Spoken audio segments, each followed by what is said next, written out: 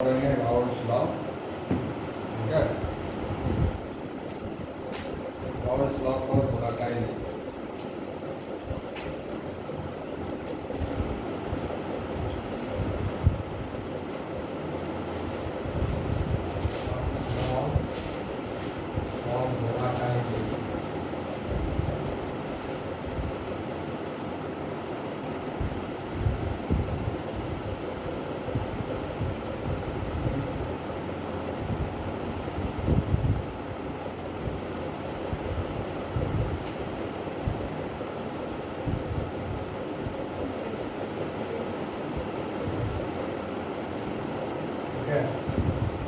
हम लोग Raoult's law for volatile liquid पढ़ेंगे।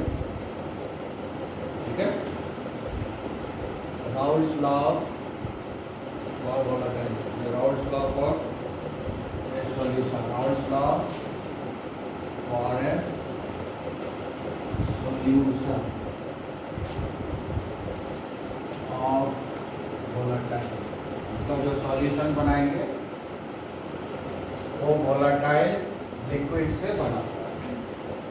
ठीक है ना, तो ये क्या करता है कि ये जो पहले बता दिया तुम लोगों को, पार्शियल जो एक से ज़्यादा कंपोनेंट होगा तो उसमें जो वर्ड यूज करेंगे पार्शियल प्रेशर का यूज करेंगे। ठीक है ना, ये लॉ क्या है, partial pressure,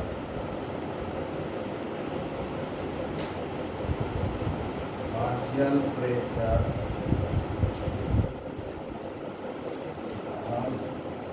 each component, partial pressure of each component of the solution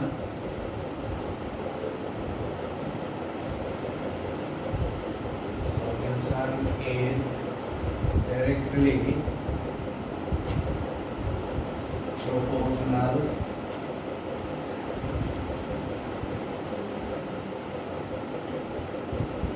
to its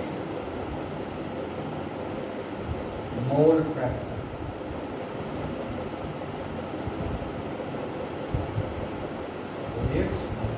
अपने मोल फ्रैक्शन के डायरेक्टली प्रोपोर्शनल होगा। ठीक है, directly proportional to the mole fraction. ठीक है,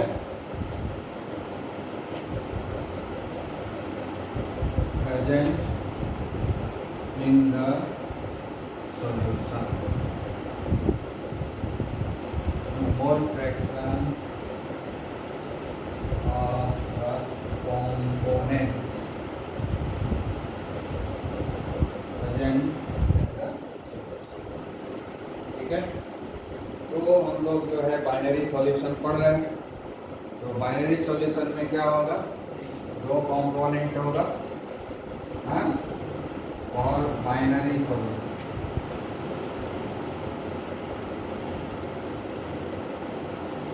ठीक है, और binary solution, first component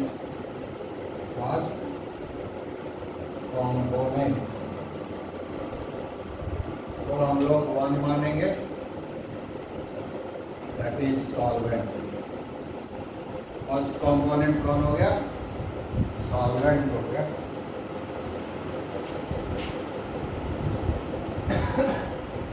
Now the second component will be considered as 2, and this is nothing but it's a solute। ठीक है, आया समझ में? हाँ, अब जो है कंपोनेंट नंबर 1 का मोल फ्रैक्शन क्या होगा, तो मोल फ्रैक्शन क्या होगा इसका, जब हम मिला देंगे सॉल्यूशन में, तो मोल फ्रैक्शन कंपोनेंट नंबर 1 का क्या होगा, X1। इसका मोल फ्रैक्शन कितना होगा, कंपोनेंट नंबर 2 का X2। ठीक है, सॉल्वेंट का मोल फ्रैक्शन X1 हो गया और सॉल्यूट का मोल फ्रैक्शन X2। ठीक है, आया बात समझ में? इसका मोल फ्रैक्शन ये हुआ और इसका मोल फ्रैक्शन ये हुआ। तो अब इस फॉर्मूला के हिसाब से क्या होगा, अब तो पार्शियल प्रेशर भी लेना पड़ेगा ना, हाँ, पार्शियल प्रेशर भी तो लेना पड़ेगा। तो पार्शियल प्रेशर क्या लेंगे, P1 P2 ले लेंगे। इसका पार्शियल प्रेशर, पार्शियल प्रेशर हो गया हमारा P1 और इसका हो गया पार्शियल प्रेशर P2, ठीक है। कौन तक आ रहा है ना, दिख रहा है, पार्शियल प्रेशर P2, ठीक है। तो कंपोनेंट नंबर 1 का पार्शियल प्रेशर P1 हो गया और कंपोनेंट नंबर 2 का पार्शियल प्रेशर 2 हो गया, ठीक है। तो अब total pressure, therefore total pressure, इसको हम लोग P टोटल से डिनोट करेंगे, ठीक है। डाल्टन्स लॉ पढ़े ही है। Total pressure according to Dalton's law क्या होता है, sum of all the partial pressure of the component, sum of all their partial pressure of the component give the total pressure of the solution, ठीक है। तो ये हो गया P1 plus P2, ठीक है ना, यही ना है। अब है ये राउल्ट्स लॉ क्या है, हाँ, राउल्ट्स लॉ तो ये है। राउल्ट्स लॉ क्या कह रहा है कि इसका जो पार्शियल प्रेशर होगा it will be directly proportional to its mole fraction, इन होगा, हाँ। तो यहाँ पर अब हम लोग लिखेंगे according to partial pressure P1 will be directly proportional to x1, P2 will be directly proportional to x2, नहीं होगा, हाँ। अब जो है अगर हम प्रोपोर्शनैलिटी साइन हटाएंगे तो एक कांस्टेंट इंट्रोड्यूस कर देते हैं,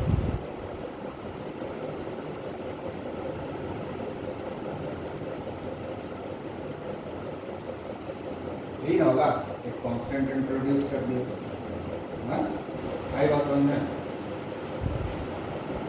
तो ये भी कांस्टेंट है, ये भी कांस्टेंट है। अब यहाँ पर एक सोचने वाली बात है, ये कांस्टेंट का वैल्यू क्या हो सकता है, ठीक है, कांस्टेंट का वैल्यू क्या हो सकता है, ठीक है। मान लो कि हम नहीं मिलाए तो क्या, मान लो कि हम नहीं मिलाए, दोनों कंपोनेंट को नहीं मिलाया, अकेले रखे हुए,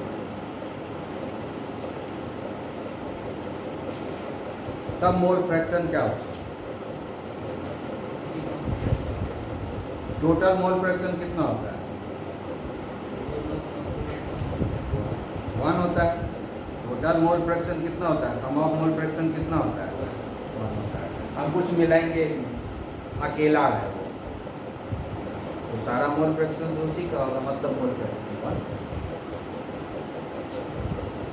अब होगा इन प्योर स्टेट, इन प्योर स्टेट, प्योर स्टेट मतलब अगर मिलाए नहीं, प्योर तो तभी ना होगा जब हम कुछ नहीं मिलाएंगे, मिला दिए तो इम्प्योर हो जाता है, 9th में पढ़ा चुके हैं इस बात को। मिक्स कर दिया तो इम्प्योर हो गया, जब तक किसी चीज़ को मिक्स नहीं करते हैं तब तक वो प्योर है।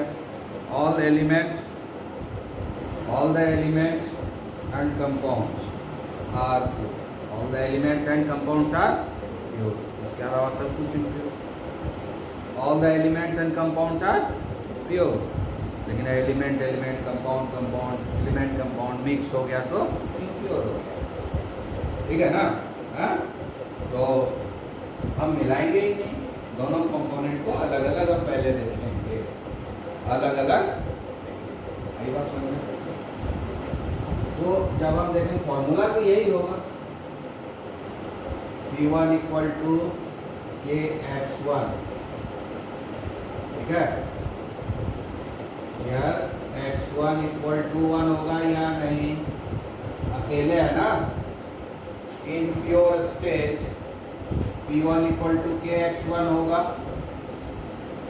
होगा ना, अकेले है, दूसरा कंपोनेंट है ही नहीं, सिर्फ और सिर्फ सॉल्वेंट, सिर्फ और सिर्फ सॉल्वेंट, तो भी तो फॉर्मूला वही होगा राउल्स लॉ के हिसाब से, क्योंकि वोलेटाइल लिक्विड है ना, क्लियर, फॉर्मूला तो वही होगा, लेकिन मोल फ्रैक्शन तो हमेशा 1 ही होता है, सॉल्यूशन का मोल फ्रैक्शन कितना होता है 1, और इस सॉल्यूशन में सॉल्वेंट के अलावा कुछ है ही नहीं, यही सॉल्यूशन है, यही सॉल्वेंट है, यही सॉल्यूट है, सब कुछ यही है, क्योंकि अकेला है, तो इसका मोल फ्रैक्शन 1 ही ना होगा, है?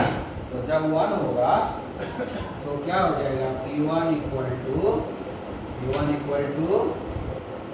यही ना होगा, P1 इक्वल टू ये, आई बात समझ में, P1 इक्वल टू ये हो गया प्योर स्टेट में। अब हम इसको आइडेंटिफाई करने के लिए एक सिंबल कि प्योर स्टेट में है, देख के समझ में आ रहा है, समझ गया ना, तो उस आइडेंटिफिकेशन करने के लिए, थोड़ा सा डिस्टिंग्विश करने के लिए इन जनरल चीज से कि प्योर स्टेट में हम ये एक्सप्रेशन दे रहे हैं, ठीक है, वो हम क्या देंगे, P01 बना देंगे, P01 अब P1 नहीं लिखेंगे, P01 कांस्टेंट का वैल्यू P01 हो गया प्योर स्टेट, प्योर स्टेट में P01 हो गया। अगर हम इसी तरह से दूसरे का भी करें, अकेले है, पहला बार कंपोनेंट नंबर 1 रखे थे कंटेनर में, और हमने ऑब्जर्व किया ये का वैल्यू P01 आ गया, ठीक है, अब हम दूसरे के लिए करते हैं, ये हो गया फॉर कंपोनेंट 1, ठीक है, अब हम लोग करेंगे फॉर कंपोनेंट 2, ठीक है, इसके लिए क्या होगा, P2 इक्वल टू KX2 होगा कि नहीं, यही ना होगा, हाँ, ठीक है, हाँ भाई तो होगा, क्योंकि ये प्योर स्टेट है, कोई कंपोनेंट नहीं मिला है, हम लोग अभी कैलकुलेशन क्या कर रहे हैं, इन प्योर स्टेट में कर रहे हैं, ठीक है, हाँ? तो यह क्या हो जाएगा, X2 इक्वल टू 1, क्योंकि अभी जो कंटेनर है उसमें सॉल्वेंट नहीं है, सिर्फ सॉल्यूट को रखे हुए हैं ना, या सेम टाइप का 2 कंटेनर सेम, सब कुछ वॉल्यूम सेम, जिस मटेरियल से बना हुआ है सेम, शेप सेम, देखने में सेम, फिजिकल अपीयरेंस सब पूरी तरह से सेम होना चाहिए, वॉल्यूम भी सेम, फिजिकल अपीयरेंस भी सेम, जिस मटेरियल से वो बना हुआ है वो भी सेम होना चाहिए, 100% सेम ले लेंगे कंटेनर, और एक में हम सॉल्वेंट रखेंगे और दूसरे में सॉल्यूट रखेंगे, और हम जो है वेपर प्रेशर को मेजर कर लेंगे, ठीक है ना, तो प्योर स्टेट में ये वेपर प्रेशर आएगा, गाउस लॉ के हिसाब से यही होगा हमारा फॉर्मूला, है ना, आई बात समझ में, अकॉर्डिंग टू राउल्स लॉ, ठीक है, अकॉर्डिंग टू राउल्स लॉ।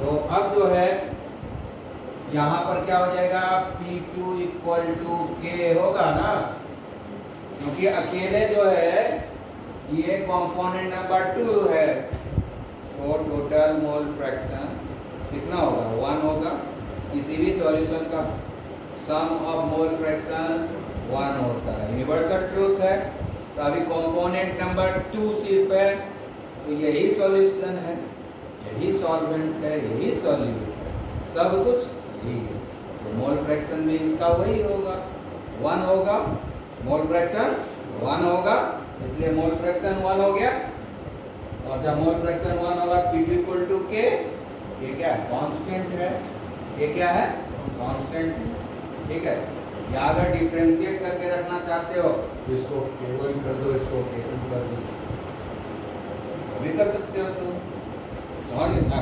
अगर डिफ्रेंशिएट करना है, चलो भाई इसको K1 कर देते हैं, इसको K2 कर दिए, K1 K1 K1 K2 K2, हो गया, डिस्टिंग्विश हो गया। हाँ, अब क्या होगा, अब हमको इसको भी थोड़ा क्या करेंगे, रिप्रेजेंटेशन करेंगे भाई कि ये भी प्योर स्टेट में लिख रहे हैं, तो इसमें भी नॉट लगा देते हैं, P नॉट 2 इक्वल टू 2, समझ में आ गया, प्योर स्टेट में लिखने के लिए। कई बात समझ में क्लियर हो गया। हाँ,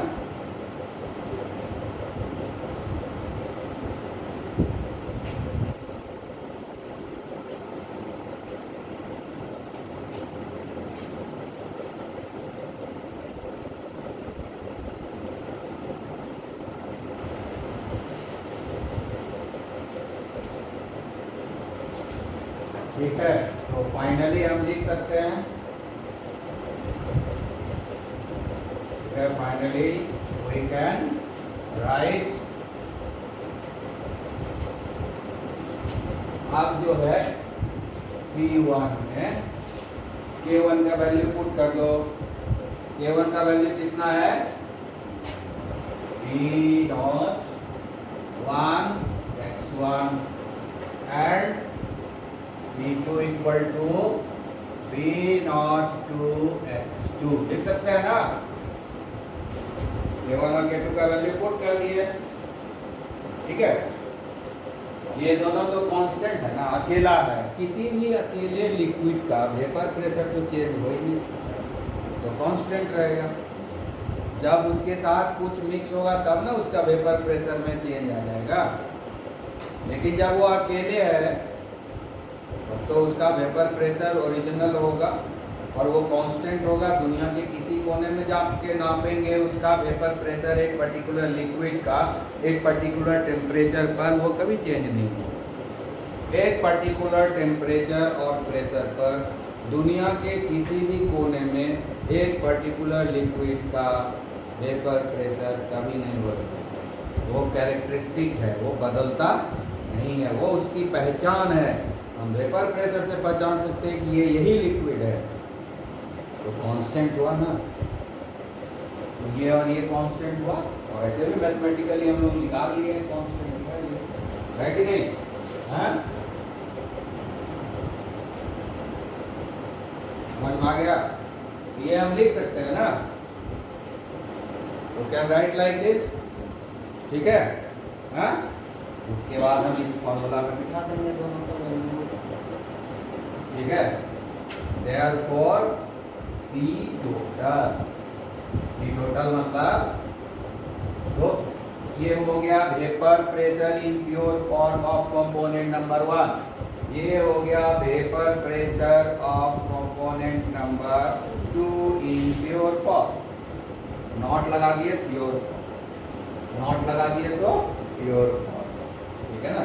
प्योर फॉर्म में कंपोनेंट नंबर 1 का वेपर प्रेशर है जो कांस्टेंट होता है। प्योर फॉर्म में ये कंपोनेंट नंबर 2 का वेपर प्रेशर है जो कांस्टेंट होता है। इसी को हम लोग पार्शियल वेपर प्रेशर बोलेंगे जब मिला देंगे। ये दोनों पार्शियल वेपर प्रेशर है P1 एंड P2। तो पार्शियल वेपर प्रेशर क्या है, directly proportional to its mole fraction. यहाँ तक समझ में आया, ये कुछ दिक्कत है? अब टोटल प्रेशर निकालते हैं। टोटल प्रेशर क्या होता है, sum of partial pressure, sum of partial pressure, ठीक है। अब देखो दोनों का वैल्यू पुट कर देते हैं, P1 not x1 plus P2 not x2।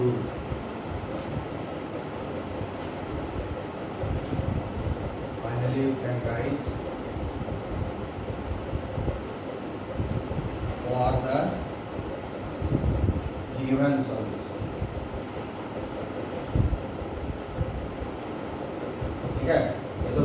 के फॉर्म में आएगा तब ना ऐसा लिखाएगा। जब तक सॉल्यूट रहेगा तब तो ऐसा लिखाएगा। जब तक सॉल्यूट मानो या सॉल्वेंट मानो, अकेला है तो वो सॉल्यूट है या सॉल्वेंट है, सॉल्यूशन नहीं है वो। जब सॉल्यूशन आएगा दोनों मिक्स हो जाएगा तो हमको पार्शियल प्रेशर यूज करना पड़ेगा। ठीक है, आया समझ में? अब जो है हमको मालूम है x1 plus x2 equal to 1 होता है, मालूम है ना? x1 प्लस x, जब दोनों को मिक्स कर दिए तो अब जो है पार्शियल प्रेशर, अब जो है मोल फ्रैक्शन दोनों मिला के होता है। जब मिक्स नहीं किए थे तो उसका मोल फ्रैक्शन अकेले के लिए 1 होता है, लेकिन जब दो कंपोनेंट को मिला दिए तो दोनों कंपोनेंट का पार्शियल फ्रैक्शन मिल के 1 होगा। जब अकेले है तो भी 1, और जब दो आके मिल गया तो भी 1 ही होगा ना। ठीक है, तो दोनों मिला के 1 होता है। तो उस बेसिस पे हम लोग क्या कर सकते हैं कि किसी एक कंपोनेंट के बारे में कोई इंफॉर्मेशन है तो टोटल प्रेशर हम निकाल सकते हैं। मतलब दोनों जो है जानना जरूरी नहीं है। मोल फ्रैक्शन किसी एक का अगर हमको पता है तो दूसरे तो टोटल निकल सकता है। इसके लिए हम क्या करेंगे, इसमें मान लो कि हम इसको जो है यहाँ लिखेंगे P1 नॉट, x1 को लिख सकते हैं 1 माइनस x2, लिख सकते हैं कि नहीं? लिख सकते हैं ना? x1 plus x2 equal to 1, x1 plus x2 equal to 1 होता है। सम ऑफ मोल फ्रैक्शन 1 होता है। तो x1 1 माइनस x2 लिख सकते हैं, और दूसरा हो गया P2 नॉट x2। ठीक है, तो अब अगर हम P1 not minus P1 not 1 P1 not x2 plus P2 not x2, P1 not minus plus plus common ले लेते हैं x2 को, x2 नहीं आएगा, x2 कॉमन हो जाएगा तो लिखाएगा P2 not minus P1 not. ठीक है, अब देखो कि मोल फ्रैक्शन दोनों जानना जरूरी नहीं है। अगर सॉल्वेंट का पता है तो टोटल प्रेशर निकाल सकते हैं। ठीक है, क्योंकि P1 नॉट और P2 नॉट तो मालूम ही रहता है, प्योर फॉर्म में है ना, उसका डेटा कहीं कहीं हमको मिल ही जाएगा। नहीं भी मिलेगा तो हम पता कर लेंगे पूरा। तो P1 not and P2 not तो पता करने में कोई दिक्कत नहीं है, क्योंकि अकेला लिक्विड है, बैरोमीटर लगा देंगे उसमें, लिक्विड को रख करके प्रेशर हमको पता चल जाएगा। अब देखो कि मोल फ्रैक्शन कोई एक भी मालूम है तो टोटल प्रेशर सॉल्यूशन का पता चल जाएगा। सॉल्यूशन का टोटल प्रेशर पता, सॉल्यूशन का टोटल वेपर प्रेशर हमको पता चल जाएगा। आई बात समझ में? क्लियर? तो एक तो ये हुआ, दूसरे तरीके से भी हम कर सकते हैं इसको। ये तो ये अरेंजमेंट हुआ जिसमें कि हमको सॉल्वेंट का मोल फ्रैक्शन मालूम है तो हमको टोटल प्रेशर पता चल जाएगा। लेकिन हम चाहेंगे दूसरे तरीके से भी। दूसरे तरीके से क्या करेंगे, एक तो हो गया हमारा ये, ठीक है। दूसरा तरीका में हम इसको चेंज कर देंगे, इसको रख देंगे। दूसरे में हम लोग क्या करते हैं, P1 नॉट x1 रहने देते हैं प्लस P2 नॉट, और x2 को लिख देंगे 1 माइनस x1। लिख सकते हैं ना, लिख सकते हैं। हाँ? अब यहाँ हो गया 1 x1 plus P2 not minus P2 not x1।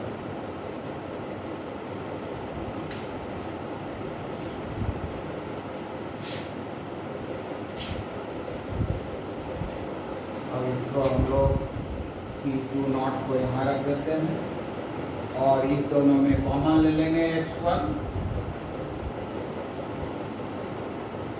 तो P1 not minus P2 not x1 इसको भी यूज कर सकते हैं, ठीक है ना। यानी कि कोई भी एक मोल फ्रैक्शन मालूम है सॉल्यूट या सॉल्वेंट, सॉल्यूट या सॉल्वेंट का मालूम है तो हम इसका जो है टोटल वेपर प्रेशर पता कर सकते हैं, ठीक है। अब ऐसा है कि मान लो कि जो हम ये बनाए हैं सॉल्यूट उसमें एक वोलेटाइल है दूसरा नॉन वोलेटाइल, तब हम ये दोनों तरीके से कैलकुलेट नहीं करें, जो वोलेटाइल है उसके मोल फ्रैक्शन को यूज करें। अगर सॉल्वेंट वोलेटाइल है सॉल्यूट नॉन वोलेटाइल है, अगर सॉल्वेंट वोलेटाइल है और solute non volatile, solvent volatile है तो सॉल्वेंट कंपोनेंट नंबर 1 है ना, तो हम इस फॉर्मूला को यूज करेंगे, क्योंकि इसमें mole fraction of component number 1 है ना। अब सॉल्यूट वोलेटाइल है लेकिन सॉल्वेंट नॉन वोलेटाइल है, सॉल्वेंट नॉन वोलेटाइल है और सॉल्यूट जो है वोलेटाइल है, तो सॉल्यूट के चलते ही ना वेपर प्रेशर होगा, तो हमको सॉल्यूट का मोल फ्रैक्शन पता होना चाहिए, तो हम ये फॉर्मूला यूज करेंगे, ठीक है ना। तो टोटल वेपर प्रेशर को पता करने के लिए इस दोनों रिलेशनशिप में से किसी एक को यूज कर सकते हैं। हम इस फॉर्मूला को देखने के बाद जो कंक्लूजन ही पहला सबसे बनता है कि टोटल वेपर प्रेशर पता करने के लिए दोनों ही मोल फ्रैक्शन जानना जरूरी नहीं है। सॉल्यूट या सॉल्वेंट में से किसी एक का मोल फ्रैक्शन अगर हमें पता है तो हम टोटल वेपर प्रेशर तुरंत कैलकुलेट कर सकते हैं, ठीक है। दूसरा चीज है कि जो टोटल वेपर प्रेशर है वो लीनियरली बढ़ता है, चाहे वो सॉल्यूट हो या मोल फ्रैक्शन के लीनियर, मतलब मोल फ्रैक्शन जैसे जैसे बढ़ेगा वैसे वैसे बढ़ते जाएगा, ठीक है। आया बात समझ में। जैसे यहाँ देखो वेरी करेगा लीनियरली, बढ़ेगा या घटेगा जो भी हो लीनियर बढ़ेगा, मतलब ग्राफ जो आएगा हमारा स्ट्रेट लाइन आएगा। यहाँ क्या है पी टोटल है, इधर क्या है x2 है, तो डायरेक्टली प्रोपोर्शनल है ना, x2 नीचे तो नहीं है, तो इसमें हम अल्टीमेटली क्या होगा कि P total is directly proportional to x2 हुआ ना, और यहां पर क्या है P total is directly proportional to x1, यही लग रहा है, देखने से तो यही लग रहा है, तो लीनियर हुआ कि नहीं। डायरेक्ट जब रिलेशनशिप है तो लीनियर, और प्रैक्टिकली भी ऐसा देखा गया, थियोरेटिकली मैथमेटिकली ऐसा नहीं आता, प्रैक्टिकली भी ऐसा आता है। आई बात समझ में, प्रैक्टिकली भी ऐसा ही होता है कि जो उसका जो प्रेशर में चेंज आता है, वेपर प्रेशर में चेंज आता है, वो लीनियर चेंज होता है, डायरेक्ट रिलेशनशिप है, ठीक है। आया समझ में। और तीसरा कंक्लूजन जो हमको मिलता है वो ये मिलता है कि ये जो टोटल वेपर प्रेशर बढ़ भी सकता है, घट भी सकता है। जब हम दो कंपोनेंट को आपस में मिलाएंगे तो ये जो टोटल वेपर प्रेशर है वो इंक्रीज भी कर सकता है और डिक्रीज भी कर सकता है, ये डिपेंड करेगा इसके ऊपर P2 माइनस P1 के डिफरेंस पर। ये डिफरेंस अगर ज़्यादा होगा तब तो ये वैल्यू बढ़ जाएगा, P1 और P2 में डिफरेंस ज़्यादा है, वैल्यू बढ़ जाएगा, ये वैल्यू ज़्यादा महंगा जुड़ेगा नहीं इसमें, ठीक है। उसी तरह से यहाँ भी वही डिफरेंस ही है, यहाँ भी तो डिफरेंस है, यहाँ भी डिफरेंस है, तो ये वैल्यू अगर नेगेटिव आता है P2 माइनस P1 अगर नेगेटिव आता है तो टोटल वेपर प्रेशर क्या होगा, डिक्रीज करेगा, ठीक है। और अगर P2 माइनस P1 पॉजिटिव आता है तो टोटल वेपर प्रेशर बढ़ जाएगा, बढ़ेगा कि नहीं। ये अगर पॉजिटिव आएगा तो ये पॉजिटिव ही रहेगा ना, तो फिर तो डिफरेंस नहीं होगा, ऐड होगा तो बढ़ जाएगा टोटल वेपर प्रेशर। लेकिन अगर P2 माइनस P1 नेगेटिव आ गया, P2 माइनस P1 नेगेटिव आ गया तो ये माइनस हो जाएगा, तो फिर क्या होगा, डिफरेंस हो गया, तो टोटल वेपर प्रेशर क्या हो जाएगा, घट जाएगा ना। हाँ, उसी तरह से यहाँ भी है, ये P1 और P2 का डिफरेंस, ये P1 नॉट और P2 नॉट का डिफरेंस के ऊपर डिपेंड करता है कि टोटल वेपर प्रेशर इंक्रीज करेगा या डिक्रीज करेगा, इस टर्म के ऊपर। अगर ये टर्म पॉजिटिव है तो टोटल वेपर प्रेशर इंक्रीज करेगा, और अगर ये टर्म हमको नेगेटिव आया, ठीक है, तो टोटल वेपर प्रेशर डिक्रीज करेगा। तो टोटल वेपर प्रेशर डिक्रीज करेगा या इंक्रीज करेगा, वो तो इस एक्सप्रेशन के ऊपर डिपेंड करता है, लेकिन जो भी चेंज होगा वो लीनियर चेंज होगा। टोटल वेपर प्रेशर में जो चेंज होगा वो लीनियर होगा। आई बात समझ में, क्लियर? लीनियर मतलब अगर ये घट रहा है तो ये भी घट रहा है। अगर हम ग्राफ को प्लॉट करेंगे मोल फ्रैक्शन और पार्शियल वेपर और वेपर प्रेशर के बीच में, वेपर प्रेशर और मोल फ्रैक्शन के बीच में अगर हम ग्राफ को प्लॉट करेंगे तो ग्राफ हमेशा स्ट्रेट लाइन आएगा, ठीक है।